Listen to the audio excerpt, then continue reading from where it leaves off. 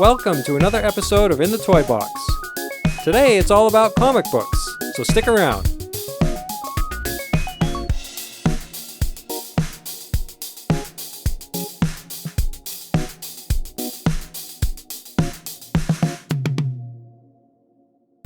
Hello and welcome to In the Toy Box. I'm Kevin and I'm here with Matthew, and today we are talking about comics.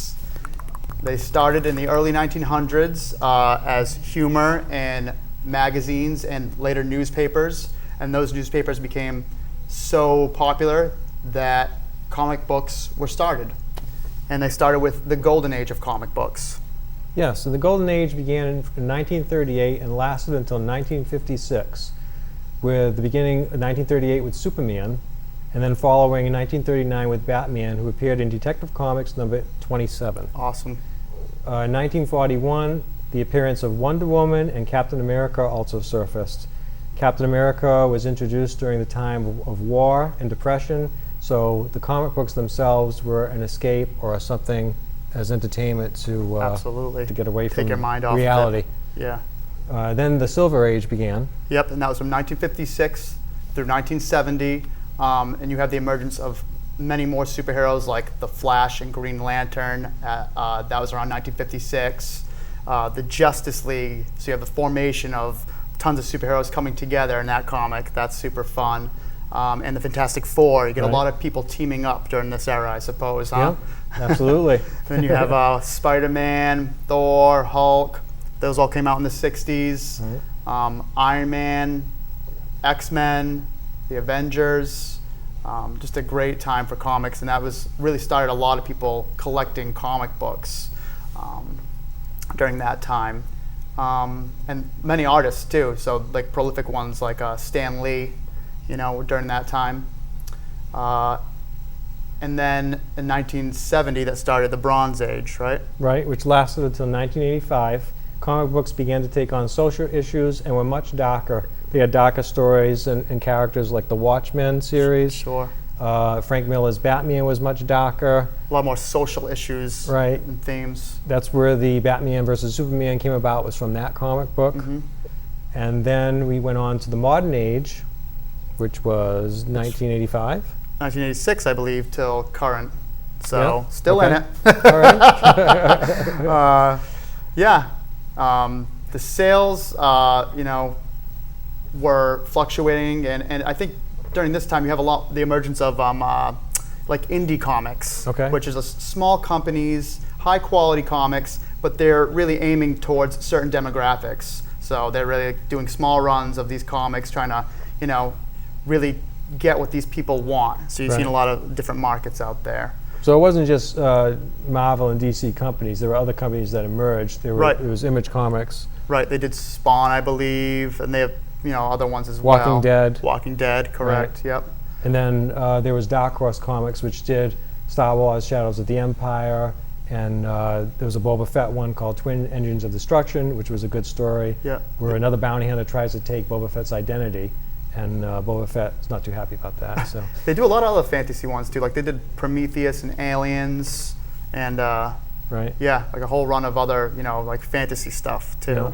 The difference between Marvel and DC, whereas Marvel, their superheroes acquired their powers. Whereas DC, they had their powers. They were born with them. Superman was an alien who came to Earth. Sure. And then they had some superheroes from Detective Comics that didn't have any superpowers at all. You had Batman and Green Arrow, who were just very skillful. I didn't know Green Arrow didn't have any powers. Yeah, no, he was just a skilled huntsman. Similar to Batman, they were both wealthy, and they were both into that training mode where they wanted to be the best at what they did. So That's really it's neat. very interesting. Yeah.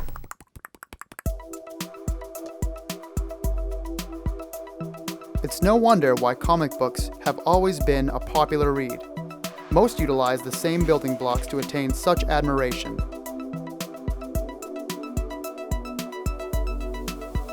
While some creative characters wear sophisticated cape-clad costumes that intrigue and conceal their identity, others harbor fantastic powers or hidden talents. Some merely set forth with an admirable attitude or exceptional sense of humor. strong storylines will envelop you and bring forth emotions ranging from terror or sorrow to laughter and merriment. The amazing artwork contained in each page can vary from jaw-dropping realism to awesomely abstract. Each comic book creator uses their imagination and this formula to create a fantastic new world we can visit and treasure with the turn of each page.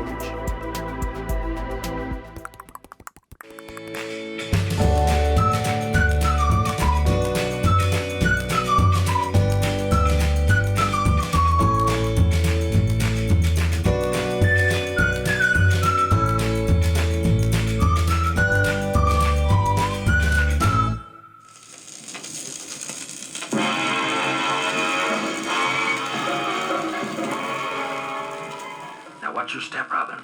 Don't trip on anything. Oops, I tripped, Batman. Look, it's a body. Yeah, it's a dead one.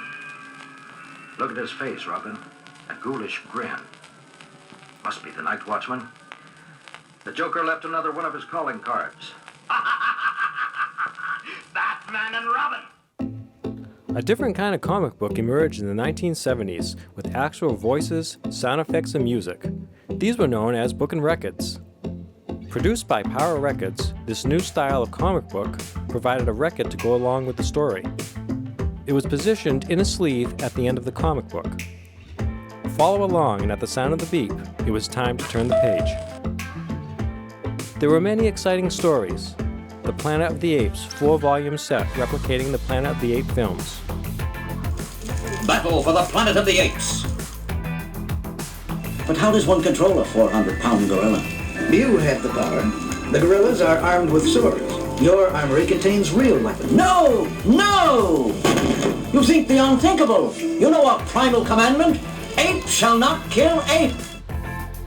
Superheroes, such as DC's Batman and Superman, as well as Marvel's Spider-Man, Captain America, Hulk, the Fantastic Four, and Conan the Barbarian were all featured with individual stories.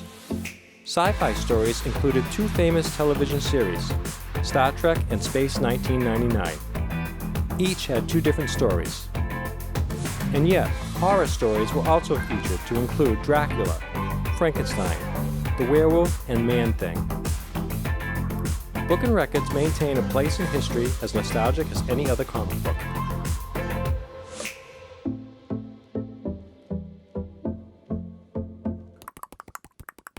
When we wanted to speak to a comic book expert, the first person who came to mind was Kevin Vidinha of the Superpower Review. Let's meet him. Destination Hobbies, yeah! Are we there yet? Welcome to Destination Hobbies. Matt and Kevin here with our guest Kevin Vidinha of the Superpower Review. That's his own show about comics and comic books and superheroes. And where can people find you? So people can find me on YouTube. All they have to do is type in Superpower Review, and under the channel listing, it should come up. Awesome. Well, thanks for being here. Thank you so much for having me. I really appreciate it. Of course. So how did this all come about? How did you get into collecting comic books? Yeah, Man, so it's getting into comics. You know, sometimes I say to myself, man, you know, I do enjoy this a lot, but I wish sometimes I did not get back into this because it is a pricey hobby. But Sure. you know, as a kid, you know, parents take you to comic book stores and hey, go pick a book. You know, you go reading with my brother. So like we grew up on that. You know, obviously always had a love for the Spider-Man animated series, the X-Men animated series, being huge into that with the toys. I'm sure we could do a whole other episode on just the toys of that alone. Absolutely. Yeah. And then so around high school, I got a little more into buying books and reading them. I was buying trade paperbacks, you know, because I wasn't into the whole buying just an individual book.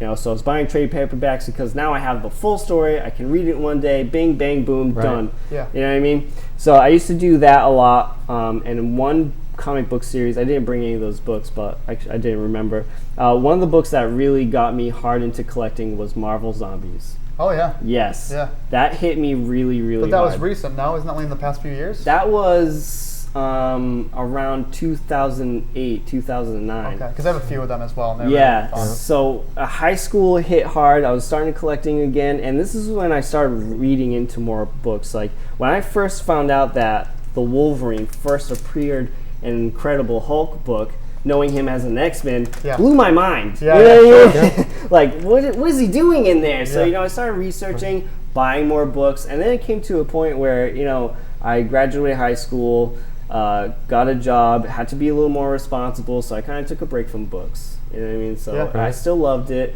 liked it, but just didn't have the time or the room for it.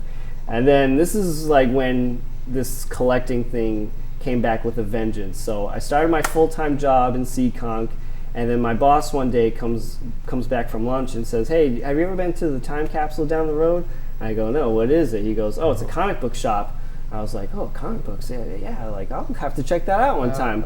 And then it was that one day I went to go check it out, and this whole thing just snowballed. So around this time, the Batman and Teenage Mutant Ninja Turtles comic book series came out. And I was like, Batman with the Teenage Mutant Ninja Turtles? That's got to be absolutely amazing. So I started picking that up, and then I was hooked ever since. And then I was like, I put 2 and 2 together, like, I'm making some more money now. I have a full-time job. Let's buy some books. And then it came to that book and this book and that book, and then it just started snowballing. Awesome. What is your favorite comic book series? Well, it's a really hard one for me. That's like almost trying to pick your favorite comic book character, but I did bring a few books to show off. One of them is being the Spider-Man Kraven's Last Hunt, done by classic art by Mike Zeck. It's really good. It's dark. It's different for Marvel because like normally you like read DC and like DC's kind of dark. But like this is dark for Marvel. Another really great story that I have the book right here. Sure. And this is Batman Year One done by Frank Miller, which we all pretty much know. He does a lot of dark stuff too. Yeah. So this is pretty much a revisited story of Batman's roots and how he becomes Batman. You see a very novice Bruce Wayne Batman. You know what I mean? He's not like the knows everything on his toes kind of Batman, you know what I mean? He makes... He's learning the ropes. He's learning the ropes, and he clearly makes lots of mistakes in here. Oh, that's cool. Yeah, so it's kind of fun, and then how he pretty much takes on the persona as Batman. So those are kind of 2 of my favorite comic book stories. Spider-Man and Batman, and those origin kind of stories. Yeah, those are really fun, and I feel like Frank Miller really like knocked it out of the park with that one. If I could just say one more, another really great story too, which is a very famous story, is Batman's Frank Miller's Dark Knight Returns. Yeah. And that's pretty much Batman is retired for 10 years, crime comes back up in Gotham worse than it's ever been, and Batman at 50, 60 years old decides to put the mantle back on, puts the cowl back on, and goes and kicks some butt, which is awesome. A great story. And he ends up fighting Superman and kind of... Yeah, that is smacks him around. That is a great story. Sweet. When it first came out, it was so different. I wasn't that crazy about it, but now over the years, when I look back on it and I reread some of it, it's really good. It is really good. Now, one of the things is about the story. I really love the story more than the artwork. Frank Miller's artwork is good, and I feel like in his more beginning years, but in his later years, I feel like it kind of got a little sloppy, and it's not. So it's more his storytelling that I love more about than his artwork. Okay. Yeah. Well, do you have a most coveted comic out of all of your collection? Yeah, I have so many. It's so hard to pick one, but I ended up busting out the vault for you guys and, and broke out a book. This was a recent purchase. I bought this book for my birthday. It is the most expensive comic book I have ever bought. Wow. And that is the first full appearance of the Wolverine in the Incredible Hulk 181. Wow. His costume with his mask at least looks a little different in there. Yeah, so that's one of the things about comic books. When you see when you first see a character that you... Their first appearance? Yeah, they're not, as you would think you would see them today. Right. You know what I mean? They're very, very new, and they kind of involve over time and such. Sure. You know what I mean? Sure, into the one we know. Yeah, so this is my favorite book right here. This is like the holy grail of comics for me, and I never thought I was going to own this book, to be quite honest. But my birthday came around, and I found this book on eBay. And then when I went to go look at the person, where this person was from, or what other books he had for sale, I noticed this person lived in the same town as I did, which is North Dartmouth. And I was like, this has to be my book now. Like, That's incredible. Were you able to contact them and get it first? no pun intended. Incredible. Yeah, so I was able to contact him. It was like, hey, listen, pretty much, if you don't want to pay the eBay fees and you want to make a side deal thing here, then let's do it. So this is a graded comic book for people who don't know what, if they don't know too much about comic books. This is a company called CGC Comics, and they grade comic books by, pretty much giving a grade of what the book is, the condition it's in, and what the value of the book is. Sure. So this book happens to be graded at a 6.0. Is that 1 to 10? Yeah, that's at 1 out of 10. 10 being really, really hard. If you get any book in a 10, it's extremely right off the hard. press. Yeah, pretty much. Put it right into. And if you also notice too that this book has a green label. Most of the universal grades are blue. This one is green because this book is happened to miss a value stamp. So it is technically incomplete, which I don't care about the stamp. As long as it doesn't affect the story, I don't really care. Sure. But just by that stamp missing made this book more obtainable for me. Perfect. What is a value stamp? So the value stamp, Marvel was having this kind of a sale, if you will, and pretty much they were printing stamps inside their comic books, and if you collected all of the different stamps, and if you sent them into Marvel would give you a legitimate stamp. Yeah, they would give you a discount off of your weekly pulls, pretty much, off newer books. And so it is, a lot of these stamps are missing in these books. So the book itself isn't entirely intact. Right, exactly. It's incomplete. Yeah. Yeah. So this book being a 6.0 and missing the stamp cuts the price that much more. So just that one little stamp makes a huge difference in the collecting industry. Well, it's nice that you were able to obtain that holy grail for yourself. Yes. Yeah, I'm so happy to have this book. Thanks for bringing it. Ever since I bought it for my birthday, which was in September, I literally wake up every morning and look at this book. That's awesome. I love this book, man. And here's the tie-breaking question for Pinella with her magic Etch-a-Sketch and her opponent Maximilian with his magnetic Magnasticks. Ready? Draw or build the biggest animal in the jungle. It's the elephant. They're both right. How do they do it? Etch-a-Sketch draws and writes like magic. Turn the knobs and the lines go up and down and all around. No crayons, no chalks, never any mess. Turn Etch-a-Sketch upside down and shake and everything disappears. Magnasticks builds things magnetically. No nails, no screws, no messy glue. You get over 100 pieces to make trains, planes, animals, dolls, and pretty designs. Develop artistic and scientific skills with Etch-a-Sketch and Magnasticks. When you hear the word comics, a swarm of spandex sporting superheroes probably comes to mind. But comics were started as little strips of cartoon humor included in the Sunday newspaper. They became such a sensation that they were collected, reprinted, and rebranded with names like Famous Funnies, Popular Comics, Screen Comics, and so on. They featured the likes of Little Orphan Annie, Donald Duck, even Mickey Mouse. The rapid success of these classic comics led to many characters getting their own line of books, such as Little Lulu, the Looney Tunes Gang, Hot Stuff the Little Devil, Richie Rich, the Poor Little Rich Boy, and Wendy, the Good Little Witch. All included humor and moral lessons and were directed at a young audience. As the audience grew up, the comics did too. Archie and the Riverdale High members became a staple in any comic-loving teen's repertoire, with Jughead, Betty, and Veronica all receiving a slew of comic spin-offs.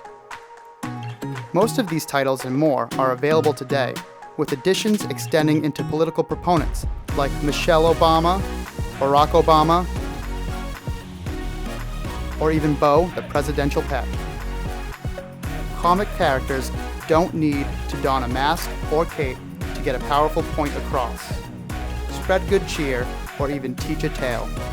Sometimes the real superpower is engaging the reader from start to finish and leave them looking forward to another fun read. Comic books and graphic novels. What's the difference? I've always wondered. A comic book is released as a separate issue, sometimes with a continued story, and they're produced monthly. Whereas a graphic novel is usually a bunch of comic books that had the same story. Yep. All combined into one book. Sometimes the book has a soft cover, sometimes it has a hard cover. The similarities of them is that they're both fictional panel-style illustrations. Awesome. Okay. Yeah.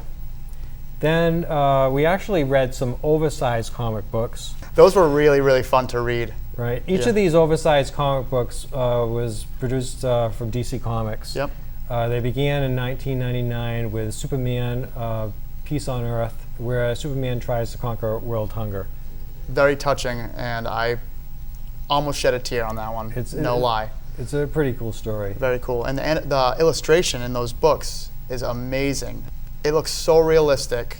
It's unbelievable. Yeah, they're really cool. In the same year, Batman War on Crime was produced, same style, oversized comic book. Batman encounters a boy named Marcus, who also sees his parents die.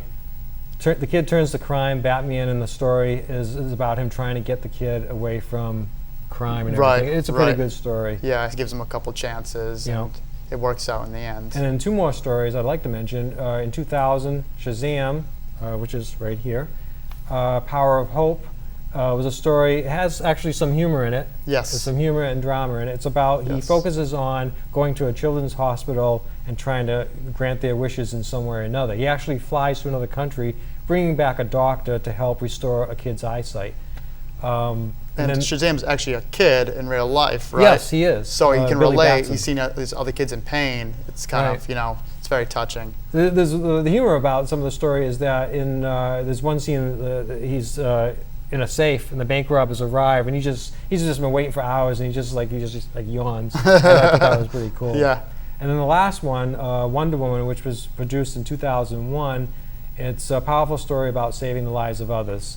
And the proceeds of this comic book were donated to benefit the victims of 9/11. Yeah. So that was pretty cool. That is really nice. Now, Marvel Famous Covers, which we have the action figures in front of us, was an action figure line, a 9-inch action figure line, which was Mego-like in costume, but better in articulation. Oh, the quality is unmatched on those, for the size of figure, I feel like. Right. Very durable and posability. The reason why they were called Marvel Famous Covers is because each action figure on the cover of it was a comic book. Right. Depicting whichever character of the toy that was represented inside. Right. So you got the figure that was on the cover. Right. Yeah. So they're pretty cool figures. The first issue had Spider-Man, Green Goblin, Wolverine, and Storm. And a total of 42 action figures were produced in this line. 30 of them were single-packed, 6 of them were double-packed, where you got like a Wolverine and something else with it. That is really neat. So pretty cool figures. Yeah, I remember seeing a lot of them. Like you had the Thing, I believe is one of them, right? Hulk. The Hulk. You got Thor. Yep. Hawkeye. There's just a ton of figures, and they're all super cool. Yep. Yeah. Very nice. In 1996, Shadows of the Empire was released as a 6-chapter comic book. The story takes place after Empire Strikes Back, but before Return of the Jedi, focusing on Boba Fett's delivery of Han Solo to Jabba the Hutt. These comics were so popular that toys were produced to replay the story.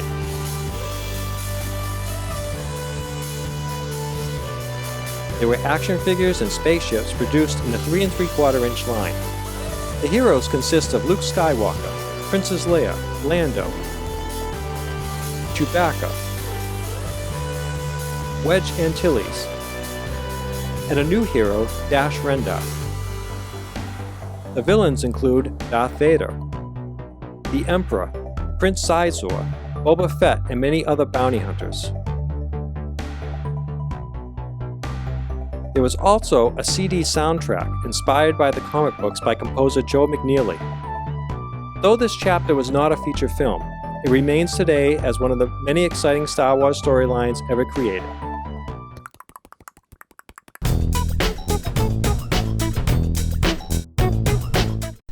In keeping with the theme of the show, Matt and I decided that we were going to review some current comic books. So I went out and I got the Batman 66 collection. Basically is like watching Adam West Batman, but in comic book form. Cool. Yeah, it's really fun. And the other two, so I have one that's just about Batman and Robin, and of course their nemesis like Joker and Penguin, they're all in it. And then the other two that I have, one of them features Green Hornet. So that was another TV show that was on during this time. And the other one is The Man from U.N.C.L.E., another TV show from the time. Wow. So I really like that they crossed over those. That's pretty neat. Yeah. The artwork in these, really beautiful. It's like pop culture or pop art.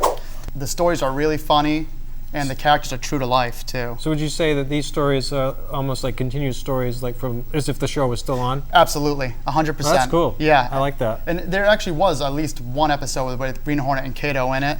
In the original series. Yeah, in the original series. Yeah. Yeah, and it's just like a play off of that. It's just like watching it, and I enjoyed those so much as a kid that it was really fun to even find these comics, and then to be able to read them. I was like, this is just like watching it. It's really fun.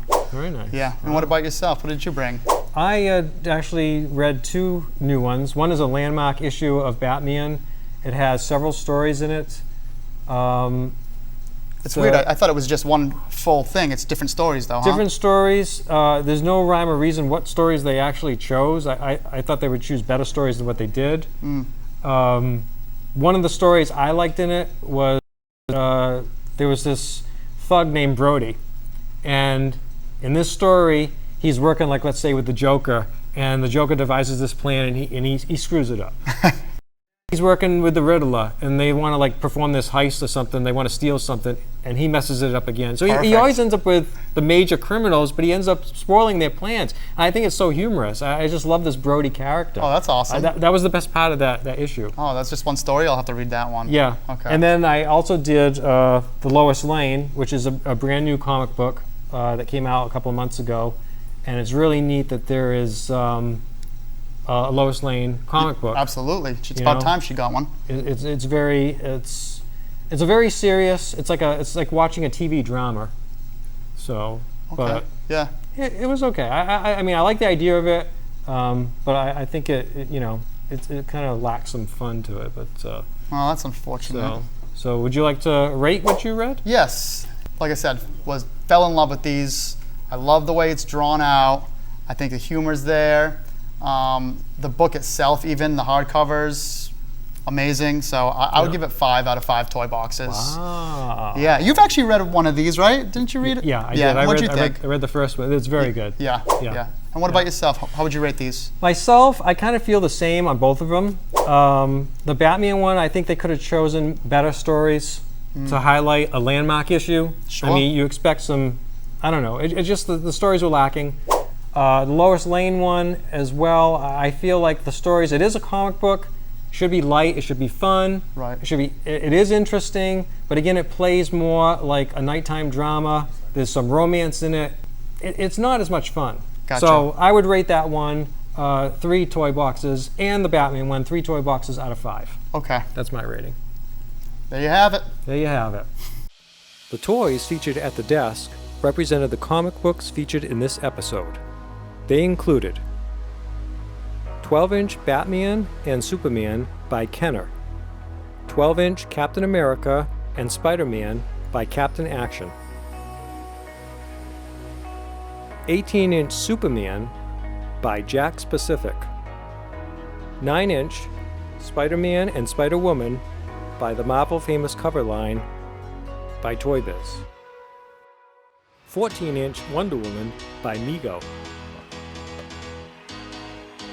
13-inch Batman by DC Direct, and also 13-inch Shazam by DC Direct.